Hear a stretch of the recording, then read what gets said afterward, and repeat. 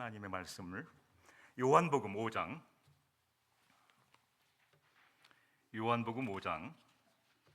39절로 47절까지 말씀입니다.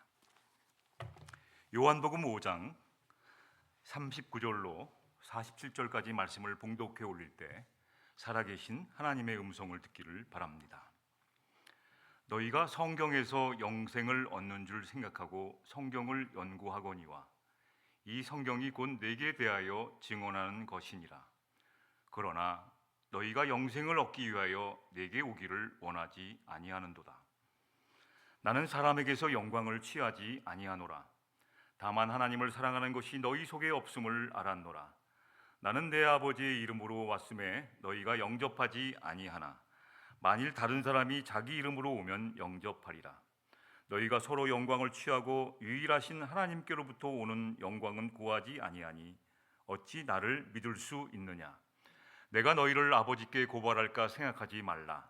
너희를 고발하는 이가 있으니 곧 너희가 바라는 자 모세니라. 모세를 믿었더라면 또 나를 믿었으리니 이는 그가 내게 대하여 기록하였음이라. 그러나 그의 글도 믿지 아니하거든 어찌 내 말을 믿겠느냐 하시니라. 아멘.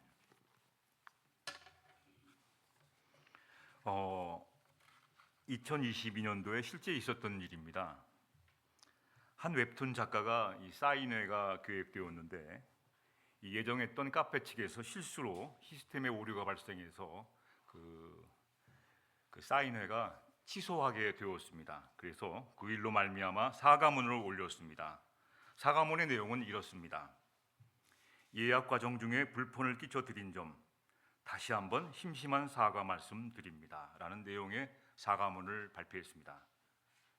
그랬더니 이 내용에 비난하는 글이 이 댓줄이 계속해서 연이어 들어왔습니다. 비난하는 글들이 들어왔습니다. 어떤 글이냐면 사과하려면 똑바로 하세요. 사과하면서 심심하다니. 심심한 사과. 난 하나도 안 심심해. 심심한 사과 때문에 더 화가 나는데요. 꼭 심심한이라고 적어야 했나요? 어느 회사가 사과문에 심심한 사과를 줬습니다. 뭐 이런 글로 비난하기 시작했습니다. 이것은 사과문에 들어가 있는 심심한이라는 한자 뜻은 마음의 표현 정도가 매우 깊고 간절하다는 마음으로 사과를 한다는 것인데, 그래서 깊을 심, 간절한 심, 이걸 담아서 심심한 사과를 표현했는데,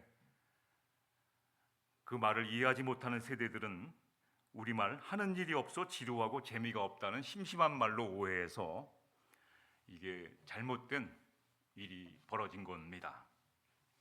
또 그 밖에 일들이 많이 있죠. 여러분 잘 아시는 것처럼 금일 휴업 했더니 금요일날 휴업했는데 왜 금요일날 휴업? 금일 휴업. 또 고지식하다. 저희 딸한테 고지식했다 그랬더니 되게 좋아하더라고요. 고지식해, 너는 고지식해 그랬더니만 되게 좋아하더라고요. 높은 수준의 지식으로 이해한 겁니다.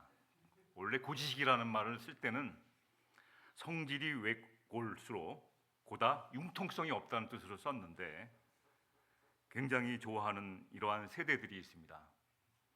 같은 언어를 쓰면서도 이해 못하는 사람들이 너무나 많다는 사실입니다.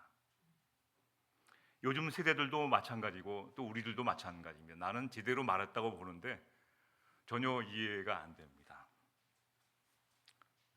우리에게도 마찬가지죠. 하나님은 우리에게 고난이라는 단어를 주셨는데, 고난이라는 단어로 말씀하셨는데 그 고난을 믿음이 없는 사람이 받아들일 때는 짜증나고 실패하고 좌절되고 절망감이 오고 슬픔이라는 단어로만 받아들이는 겁니다. 하나님이 고난을 주시는 이유가 뭡니까? 그래서 분노하는 것이죠. 이 고난이라는 단어를 이해하지 못하니까, 하나님이 저와 여러분들을 징계하시는 그 징계라는 단어를 이해하지 못하니까 그냥 짜증나고 실패하고 조금만 어려우면 주변 사람들을 괴롭히고 좌절하고 절망하고 슬픔 가운데 빠져 있는 건 아닙니까? 그러나 하나님의 이 단어를 이해하는 사람들은 고난이라는 단어를 주었을 때, 징계라는 그 삶의 현실이 다가왔을 때 하나님이 나를 사랑하셔서 나를 이롭게 해 주시는 하나님의 큰 그림 가운데 나를 더욱더 복되게 하시려는구나. 하나님 큰 계획 아래 나를 더 성장시키려는구나라고 받아들이는 단어가 되는 것이죠. 그래서 기회로 받아들입니다.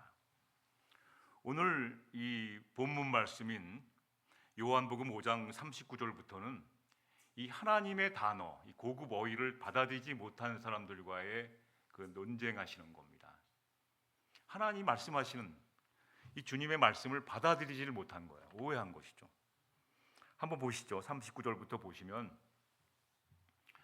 너희가 이 성경에서 영생을 얻는 줄로 생각하는 것이죠. 이 성경을 잘 알게 되면 거기서 영생을 얻는 줄로 생각하고 있다는 겁니다. 그래서 성경을 연구하는 것이죠. 성경을 연구해서 성경만 잘 연구해서 잘 이해가 되면, 잘 받아들이면 그것이 영생인 줄로 생각한다는 거예요. 그러나 이 성경은 지식을 가르치는 것이 아니라 성경은 예수 그리스도를 향한 목적을 가지고 있습니다. 예수님을 잘하는 목적을 가지고 있는 것입니다. 그래서 하나님의 어휘는 구약 신약 성경 모두 성경 중심이 예수 그리스도이심을 말씀하고 있는 것이죠. 그래서 성경 말씀을 통해 예수 그리스도를 만나야지만 영원한 생명으로 길로 간다는 것을 말씀하고 있는 것이 핵심 말씀입니다. 제 방 안에 있는 책들이 굉장히 많이 있습니다. 이것은 이 근방에 있는 큰 교회 다니시는 집사님께서 저에게 선물하신 겁니다. 모든 제자 훈련 과정, 모든 과정을 다 마치신 분이 엄청난 책을 읽으셨어요. 저도 깜짝 놀랄 정도로. 원어 성경부터 해서 각종 훈련 프로그램을 봤더니 이야, 어떻게 이 정도의 공부를 하셨나. 대단합니다. 그렇게 많은 공부를 해야지만, 그 성경을 그렇게 알아야지만 영생을 얻는 줄 착각하지 말라는 거예요. 성경에서 말하고 있는 핵심, 예수 그리스도와 나와의 1대1의 인격적인 만남이 없으면 영생을 가는 길이 아니라는 것이죠. 그러나 40절에 보면 너희가 영생을 얻게 하여 내게 오기를 원하지 않는 거예요. 이 지식으로 끝나는 거지. 예수님한테 오는 것을 원하지 않고 예수님과의 만남을 통해서 고난과 슬픔 여러 가지를 극복하면서 인생길을 꽃들이 피는 것처럼 나아가기를 원하는 것보다는 이 성경을 많이 알면 알수록 그것이 영생인 줄 알고 여기에 있다는 것이죠. 예수님을 만나기 원하지 않아요. 예수님의 말씀을 귀찮아하고, 하나님이 저와 여러분들을 사랑하셔서 예수 그리스도를 보내주셨다는 사실을 놔둔 채 다른 걸로만 예수님의 사랑을 접하고 하나님을 이해한다면 그것은 하나님께 영광을 돌리는 것이 아니라 자기 자신의 영광을 위한 것이라고 말하는 겁니다. 예수님이 빠진 인격, 예수님이 빠진 성경 공부, 여러분 그 성경 공부는 없습니다. 요즘은 5가지 없는 교회가 많아요. 그 중에 하나가 성경 공부입니다. 지식을 쌓아서 예수님께 더 나아가는 것이 아니라 지식을 쌓아서 서로 성경 더하냐 못하냐 성경 퀴즈 대회 하는 게 아니거든요. 성경을 공부하지 않는 교회가 있습니다. 또 구역회가 없는 교회가 많아요. 또 뭐가 많습니까? 하여튼 등등 5가지가 없는 교회가 많아요. 중요한 것은 우리 성경 공부의 목적이 어떤 식으로 되어 있느냐는 겁니다. 예수 그리스도가 빠진 성경에 대한 열심, 그것은 성경에 예수님이 지적했던, 야단쳤던 많은 사람들이 다 하고 있는 방법이거든요. 저와 여러분만 성경 공부하는 것이 아니라 많은 사람들, 예수를 믿지 않는 사람들도 성경을 다 필독서처럼 읽고 있습니다. 그래서 야고보서 한번 보시죠. 2장 19절 말씀. 야고보서 2장 19절 말씀 보시죠. 같이 한번 보시겠습니다. 그대는 하나님께서 한 분이심을 믿고 있습니다. 잘하는 일입니다. 그런데 귀신들도 그렇게 믿고 떱니다. 하나님의 말씀이라는 것 다 알아요. 그리고 하나님의 한 분이시라는 건 저와 여러분만 아는 게 아닙니다. 귀신들도 그렇게 믿고 떨고 있다는 것이죠. 이렇게 지식만 하는 성경 공부는 귀신들도 다 하고 있다는 거예요. 우리가 성경 공부가 죄송합니다만 귀신들이 공부하는 공부를 방법으로 하고 있지는 않은지 저는 공부할 때마다 생각해 보고 있습니다. 예수 그리스도가 빠진 공부, 예수 그리스도와 나와의 인격적인 만남이 빠진 그러한 공부가 여러분 도움이 되십니까? 귀신들도 그렇게 믿고 하고 있습니다. 저희들만 하는 게 아니에요. 어떤 분은 교회에 한 번도 나오지 않고 성경에 대해서 저보다 더 잘 알고 있습니다. 그래서 무슨 얘기만 하면 성경 몇 구절이 있다고 탁탁탁탁 대요. 그러나 이 안에 예수 그리스도가 나의 구세주로 와닿지 않고 있는 사람들이 있다는 것이죠. 또 한번 성경을 보시죠. 또 한번 마태복음 성경 또 한번 보시죠. 그 다음 성경 한번 보시죠. 예수님이 같은 말씀을 하셨는데 받아들인 제자가 두 사람이 기록된 게 틀려요. 그래서 사람들은 참새 2마리 설과 참새 5마리 설을 가지고 서로 아웅다웅하고 있습니다. 예수님이 말씀하신 건 맞아요. 그런데 핵심이 빠져갖고 이 외적인 것 그거 갖고 아웅다웅 참새 2마리 설이 맞느냐 참새 5마리 설느냐 예수님이 말씀하신 핵심은 저와 여러분에게 제자들에게 말씀하신 핵심은 무엇일까요? 먼저 마태복음부터 보시죠. 마태복음 같이 보시죠. 참새 2마리가 한 아사리온에 팔리지 않느냐 두려워하지 말라. 중간 생략하고 옵니다. 두려워하지 말라. 너희는 많은 참새보다 귀하니라.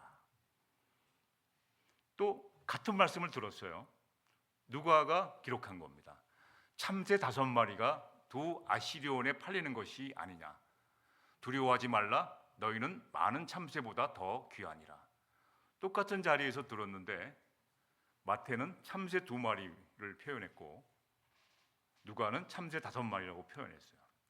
그래서 교회를 공격하고 성경 말씀을 폄훼하기 원하는 사람들은 참새 2마리 설과 참새 5마리 설이 있기 때문에 잘못됐다고 말하고 있습니다. 여러분, 예수님이 하신 말씀인데 두 제자의 기록이 왜 다른 겁니까?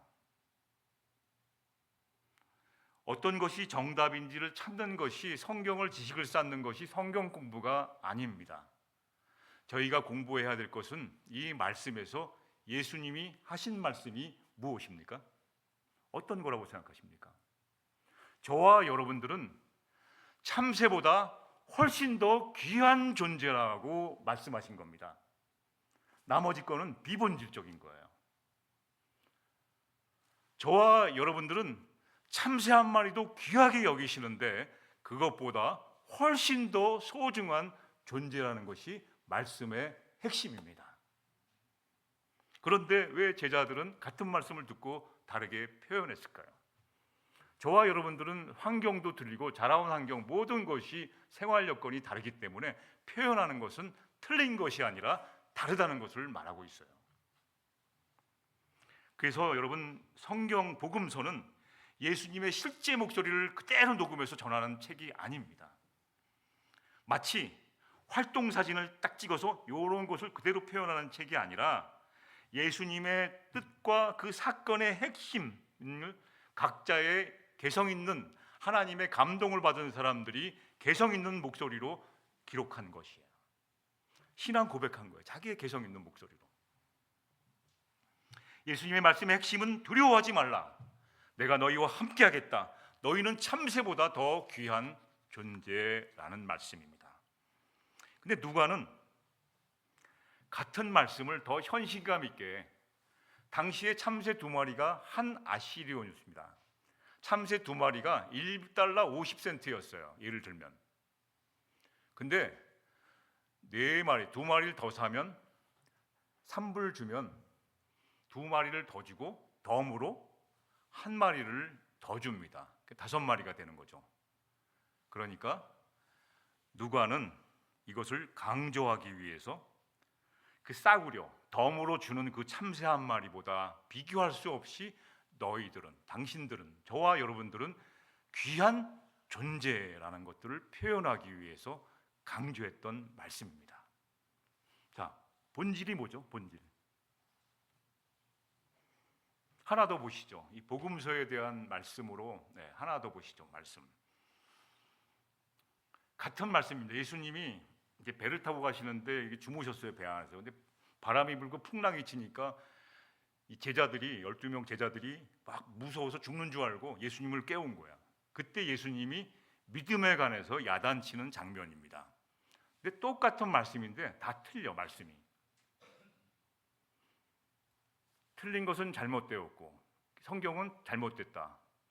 예수님이 말씀하신 핵심은 무엇인가를 먼저 찾아보시기 바랍니다. 예수님이 말씀하신 핵심은 어떤 것인가요? 마태복음부터 보시죠. 마태복음 8장 26절. 어찌하여 무서워하느냐? 믿음이 작은 자들아. 마가복음 같은 사건을 가지고 너희가 어찌 믿음이 없느냐? 누가복음은 너희 믿음이 어디 있느냐? 다 표현이 틀려요. 자기가 본 환경과 자기의 상황에 따라서.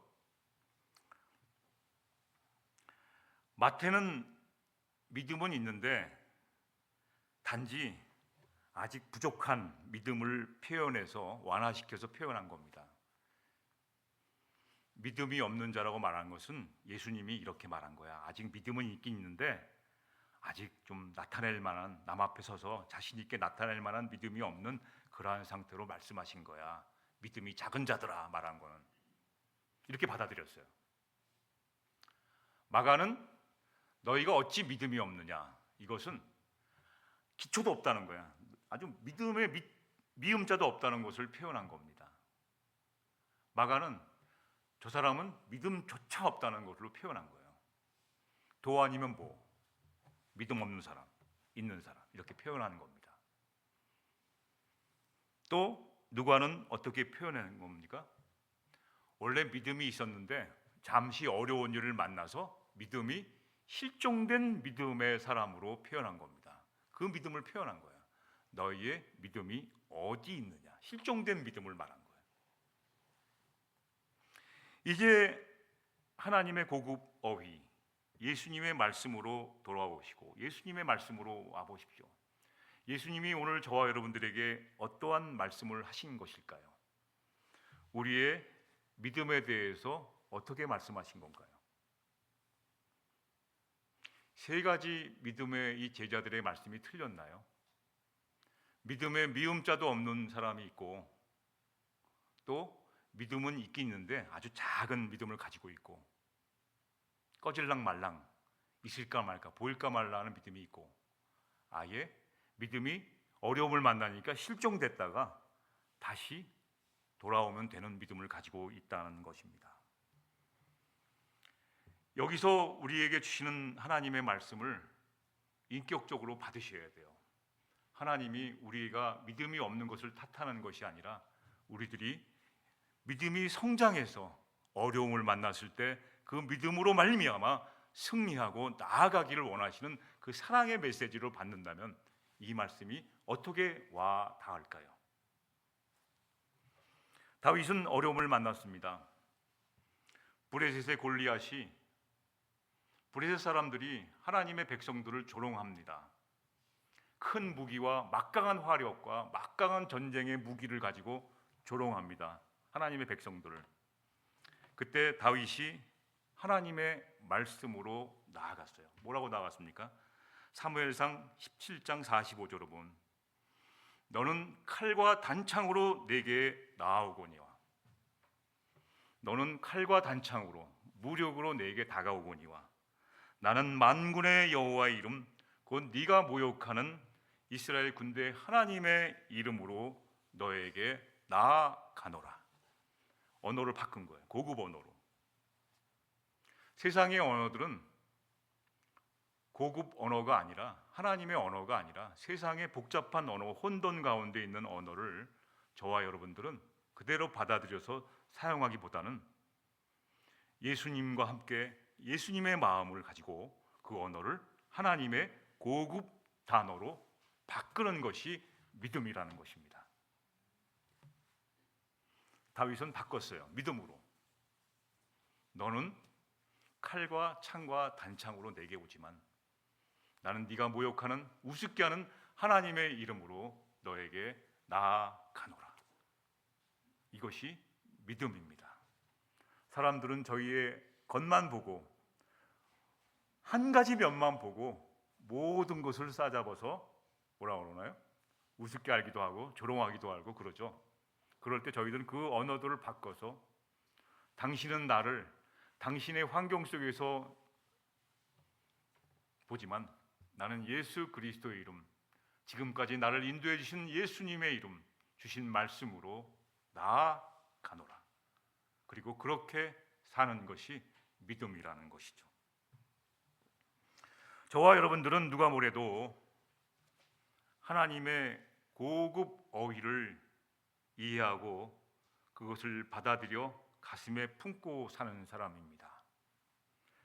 그래서 이 땅에 사는 동안에 오늘 당장 그것을 듣고 행하라는 말씀이 아니에요.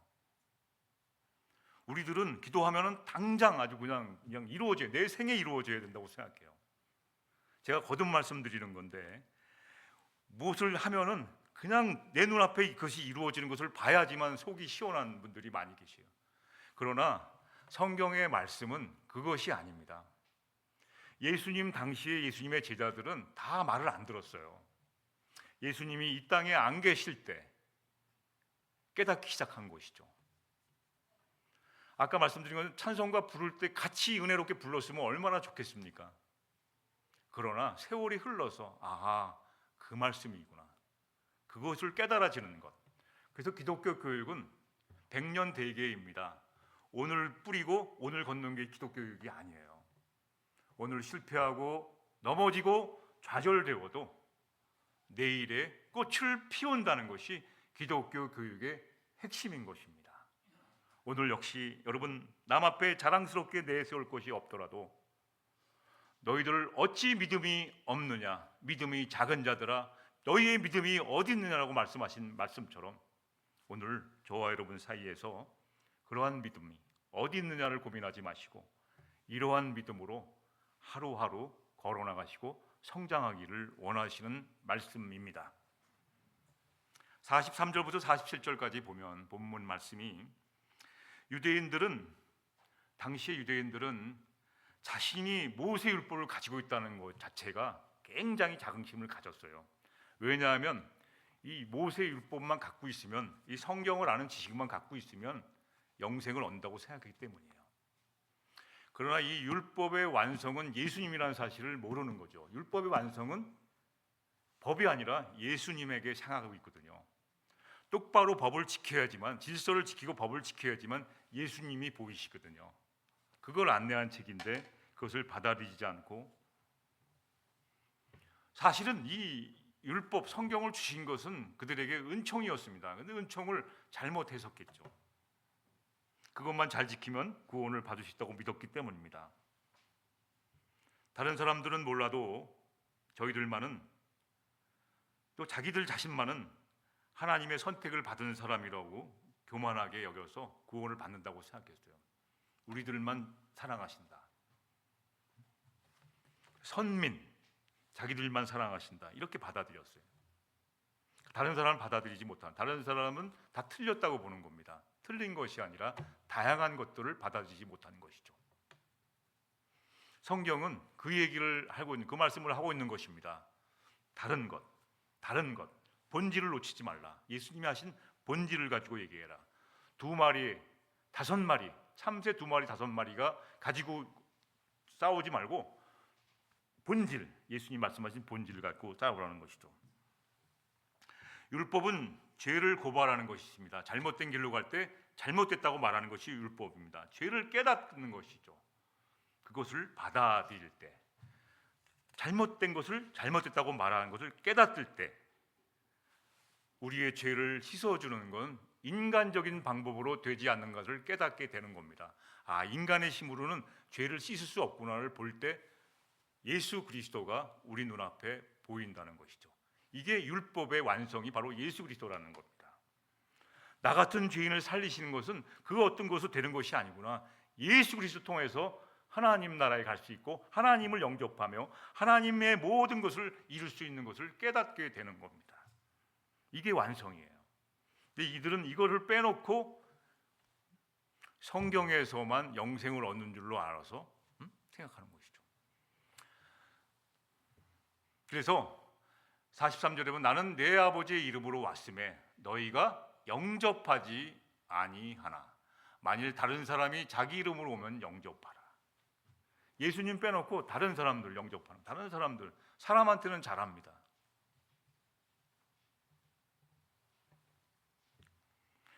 영접하지 않은 자, 곧 그 이름을 믿지 않는 자들에게는 하나님의 영광이 없습니다. 영접하는 자에게 하나님의 자녀가 되는 권세를 주셨어요. 요한복음 1장 11절에 보면 사람들에게 예수님이 찾아왔건만 아무도 예수님을 알아보지 못하였다. 이 말씀이 성경에서 가장 슬픈 구절입니다. 손님이 왔는데 손님의 귀한 것을, 나의 모든 것을 도와주기 위해서 손님이 잔뜩 선물을 가지고 왔는데 그 손님의 그 귀한 것을 알아보지 못하고 푸대접을 하는 것과 똑같다는 말씀입니다. 지금 이 백성들이 이렇게 하고 있어요. 예수님이 그것을 책망하는 내용입니다. 말씀을 정리하겠습니다. 하나님이 영광 받으시는 것이 어떠한 것입니까? 하나님이 영광 받으시는 것은 내가 애쓰고 힘써서 못 먹고 못 입고 하나님께 갖다 바치고 하나님께 모든 것을 해서 하나님을 기쁘시게 하는 것이 영광이 아닙니다. 하나님께 영광을 올려드린다는 말은 저와 여러분이 하나님으로 말미암아 예수 그리스도로 말미암아 기쁘게 살아갈 때 하나님이 기뻐하셔요. 이게 영광입니다. 이게 아다르고 어다르죠. 이해가 되는 것 같기도 하고, 다시 말씀드리겠습니다. 죄송합니다. 제가 말 주변이 없어갖고. 하나님이 영광 받으시는 것은 하나님만을 기쁘게 하고 재롱단치하는 것이 기뻐하는 것이 아니라 내가 하나님의 은혜로 말미암아 눈물겹도록 감사하며 기쁘게 살 때 하나님이 기뻐하시는 것이 하나님의 영광이 올시다. 너무 감사합니다. 몇 명만이라도 이렇게 다 알아주시니까 감사합니다. 이게 영광, 이게 기뻐하세요. 자녀가 잘 되는 게 부모가 기뻐하는 것과 똑같아요. 자녀가 잘 돼서 뭐 선물 사다 주고 이것도 기쁘죠. 용돈 많이 주고 이것도 기쁘고 뭐 좋은데, 자녀가 잘 돼서 자기 잘 살면 부모가 그렇게 기쁜 거예요. 나는 곧 떠나가야 되잖아요, 우리는 부모는. 근데 자녀가 잘 되고 예수 잘 믿게 하고 잘 가르치고, 그거 이상 더 좋은 게 없습니까? 그거 하나 만족하는 것이죠. 하나님이 똑같습니다, 여러분. 저와 여러분들이 기쁘고 행복하게 살 때 하나님 기뻐하셔서 영광 받으세요. 왜 막 구질구질하게 살면서 맨날 쫓겨다니고 맨날 힘들게 살면서 하나님 영광 받. 니나 잘하세요. 죄송합니다. 당신이나 잘하세요. 나는 너를 도무지 모른다. 나는 너를 도무지 모른다. 여러분, 이 다음에 우리가 이 땅에 마지막에 떠났을 때 예수님이 우리를 나는 너를 도무지 모른다. 저희 신앙 잘못됐지 않습니까? 스코틀랜드의 종교개혁자였던 존 낙스가 했던 말을 인용해 봅니다. 그래서 오늘 이 시대를 살아가는 우리 모두에게 이렇게 인용해서 전해드리고 싶어요. 말씀을 붙든 한 사람이, 다시 말하면 하나님의 고급 어휘를 이해하고 받아들인 한 사람이 말씀 없는 한 민족보다 강하다고 얘기했어요.